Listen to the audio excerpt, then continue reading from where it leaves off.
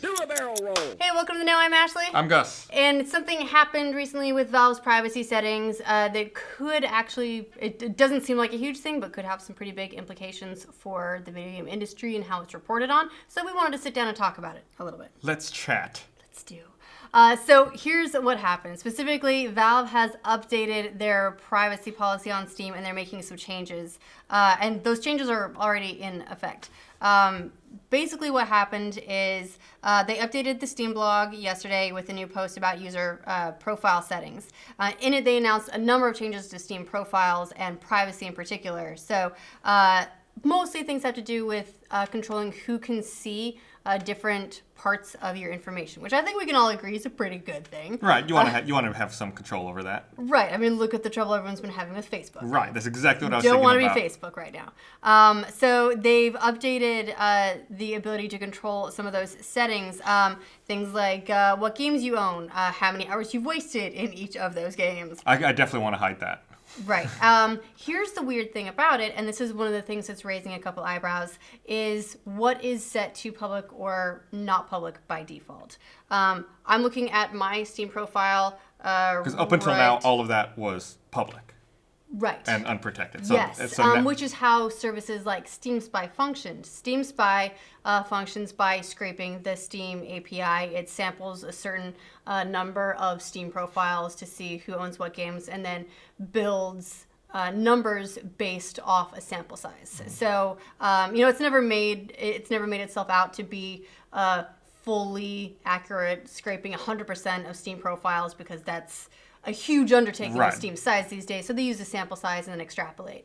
But it's normally pretty good. It's good enough, and I think a lot of people in the industry look at it for trends and to figure out how things are going. Well, it's really the only way anyone has been able to get numbers off of something like Steam to see how different games are performing, because Valve doesn't put those numbers out. And so with this move to digital, and Steam being like really the model for digital game distribution on PC, it's opaque without something like Steam Spy scraping that API. And that's what's changed. Looking at my profile has remained public by default. My game details, and this is where things like what games you own is listed, that's switched to friends only. Okay. So people can still see my name, they can still see all that information. The only thing that they put non-public by default is my game stuff. Like, what does that mean? So it includes the list of games on your Steam account, the games you've wish listed, your achievements, your playtime, whether you're seen as in-game while you're playing something or if you remain offline. Okay. And there's things like inventory. That's friends only by default. That I can totally understand. And that's not something that, to my knowledge, is scraped in any sort of large scale. So the big thing seems very much like a move to shut down Steam Spy. Right. Yeah, I mean, it seems very narrow in focus. Right, which is what's happened here. So specifically, the guy that made Steam Spy, Sergey Galyonkin, he basically put out a tweet saying, giving users a small amount of control over their privacy settings is a step in the right direction. Making all of the interface changes they've done is a good step, but the fact that they made only partial information from user profiles rather than hiding all sensitive information is obviously weird. I don't understand why they do that, but I mean, it's Valve. And some people, of course, speculate that it's a move intended specifically just to shut down Steam Spy.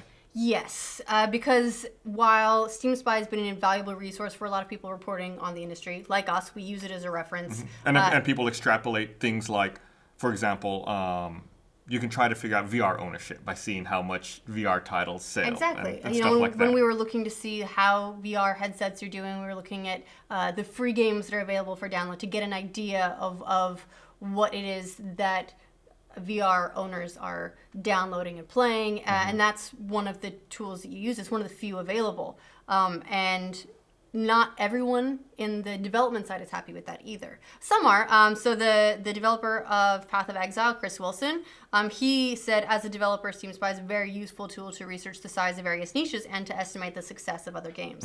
And it has been really good for indie games in general, because they have access to this pool of analytics and data that gives them visibility, because a lot of these indies in particular don't have huge budgets to be spending on analytics firms. And this will help them gauge, like they talked about, how the size of a niche market to know if they sell well, what they can ideally sell to hopefully try to recoup their budget. Right. And it becomes a matter of, is this project worth it? Then you can kind of extrapolate some numbers and figure out whether or not there's the demand for that kind of game. Right, like you're able to say, what is the closest thing to this game we're making? Let's have a look at how it's done. Let's get some ideas what to expect, maybe so that we can scale the project appropriately. And so it's been an tool used for that. But there are some people saying that it's not great. I'm looking for the information right now. Yeah, some have said the data is inaccurate. I'm going to pull this link up. This was a really weird one. This came up a couple of years ago. There were some developers saying they have staff in developing countries, and it could lead to kidnapping. Because of valuable Steam libraries? Well, specifically that their developers might get kidnapped if people get an idea of how the company is doing financially based on their game sales. Okay. That's not at all what I was thinking. I thought they would kidnap them and steal their Steam library. I mean, that's my new business model, but now I don't know who to kidnap because I don't know who's got the good library. Who's got good games, right. Right. So here we go. This is... Okay, so specifically is Paradox, who said that they have formerly requested their information to be removed from Steam Spy because they said that the numbers were not accurate, but were being brought up in real negotiations. Interesting. So they weren't happy about that. They requested their data to be removed. And for a while, I think Youngkin was honoring takedown requests for data if companies didn't want their games represented on there. And eventually, he said that developers were abusing it because they were kind of threatening blacklisting or trying to take down reviews that developers don't like. They were trying to take down data if it didn't reflect well on them. Gotcha. So I think he stopped doing that eventually. Well, he's definitely stopped doing it by now. Yeah, well, if the information is publicly available via Steam scraping anyways, even if he takes it down, that information is still scrapable, by someone other else. parties. Yeah, right. but he was definitely the biggest. I think, I can agree that it's good to have privacy. It's important, but it's interesting as well that this comes at the cost of transparency. Right. So there's the two things to weigh up. Industry transparency, which we're losing more and more as stores go digital and we don't have people reporting, like the retailer numbers don't tell the whole story anymore. And PC is the big one because PC's been mostly digital for years. So we have that to balance out with privacy, which, especially with things like Facebook lately, is a huge thing.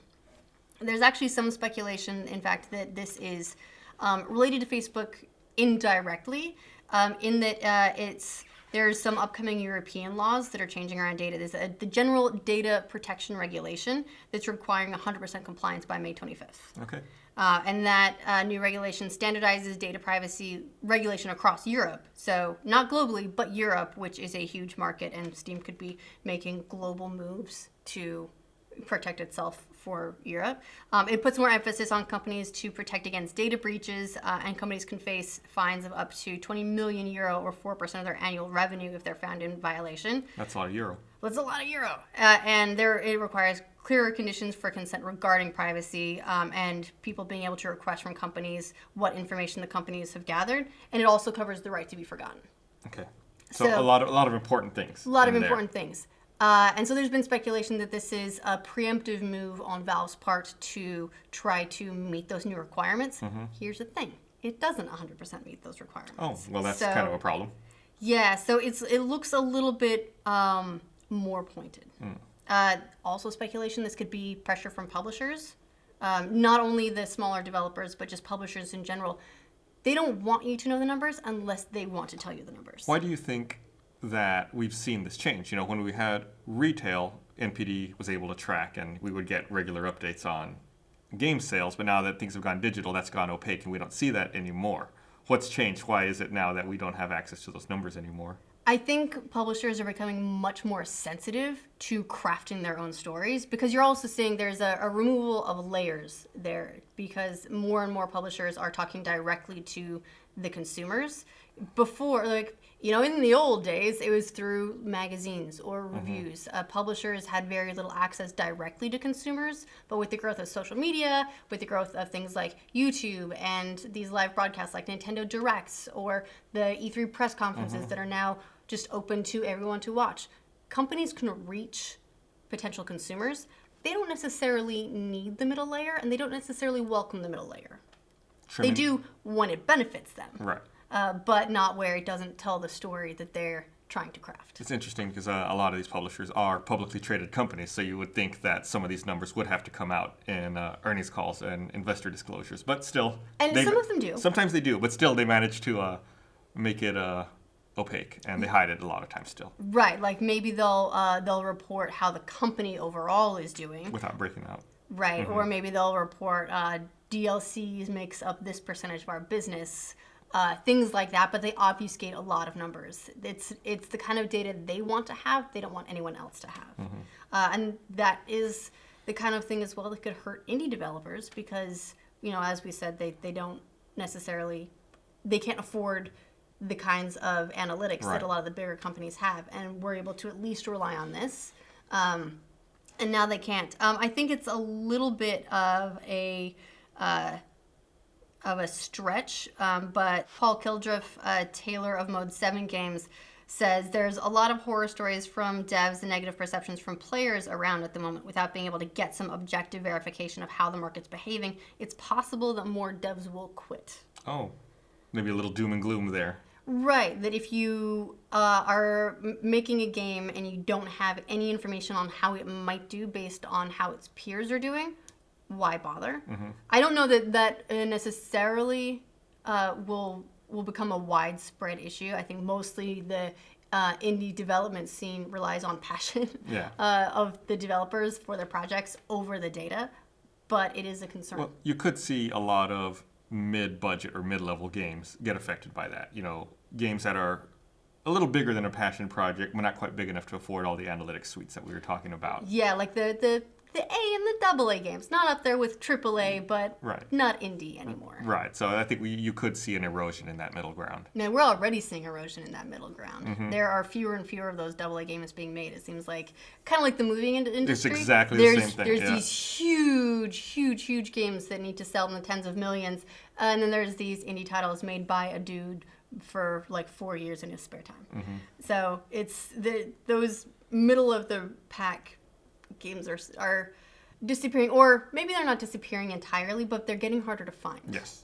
And Steam Spy was a place that people could figure out like what was trending and maybe have a look at it. So that discoverability is also gone. Yep. So it's a shame. I'm gonna miss Steam Spy. I used it quite frequently. Yeah, I used it all the time. It would be nice, wish list, and this isn't necessarily practical, to have some sort of anonymous scraping API so if it could take some data but not other data. Like here's a question. Do you ever tick those boxes allowing anonymous usage statistics to be sent back to companies for troubleshooting or development? No. I feel like it would be like that, right? Like if you're happy for your data to be used anonymously in market research. I've got an idea. We can all, Steam Spy, this one's for free. You can take this one. Create a new Steam account and we'll all friend it. And then we can share our information with our friends, and then they can see it. I would do that. Yeah, I'd be friends. Send me a friend request, Steam Spy. I mean, you can take and you can put the information public again if you want to, but it's now an opt-in process as opposed to an opt-out process. Gotcha. And what's the percentage of people that are going to opt in? Nobody. Until today, I didn't even know. I had never explored to find the privacy settings on Steam. I think I've seen them, but there's a lot of tabs and a lot of options there. Menus. Yeah, Steam's got some other issues, things like their overall design and usability. It's the kind of thing that we've all got used to over the years, so we know how to navigate and use it, but it's the kind of thing that was made more by developers than designers. And it was made a long time ago. Yeah. Oh, sorry to see you go, Steam Spy. Yeah. You'll be in our 2018 in-memory All montage. right. RIP. Do you have any suggestions for what Steam might be able to do, or what is a fair compromise in order to get appropriate market data and be transparent as an industry without compromising identifiable user information? Please, if you have ideas, let us know in the comments. Maybe Valve will read all of the comments on our YouTube video and take them into account. I guarantee they will. They will absolutely will do that. But we'll read them, and then we can have all kinds of thoughts that maybe someday will change an industry. Deep thoughts. Deep thoughts. Please let us know what you think. And if you like this video, if you like this format, if you like the discussions, please give us a thumbs up. It's a format that we are still experimenting with and we're still tweaking. But like sometimes to... Not twerking. No, not twerking unless you Tweaking. want to. You can. No. Okay. But we want to make it the best that it can be. So it's something we're still experimenting with, particularly with things like this where there's only so much information, but the discussion I find to be a lot of valuable and a lot of fun to just dig into. Yeah. So let us know what you think about all that in the comments and also with your thumbs up. And if you're new to the channel, subscribe, and then we can do more of this too. Yeah, why not? Did you lose something?